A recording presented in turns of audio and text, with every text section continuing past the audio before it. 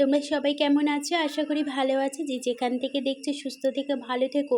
তা আমি তো রান্না করবো আজ কাঁঠালের বীজের ডাল। আশা করি তোমরা এই রেসিপিটা নতুনই দেখছো। তা দেখলেও খেতেও হবে কিন্তু খুবই ভালো লাগবে। তা আমি প্রেসারে তো সিটি দিয়ে দিলাম, আর এদিকে পেঁপেটা লম্বা লম্বা করে কেটে আমি সেদ্ধ বসিয়ে দিলাম, আর দিয়ে দিলাম কয়েকটা কাঁচা লঙ্কা চেরা।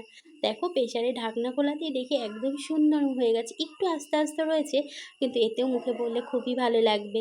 তার সেদ্ধ করা পেঁপেগুলো ডালের মধ্যে দিয়ে দিলাম, আর একটু হলুদ দিয়ে দিলাম।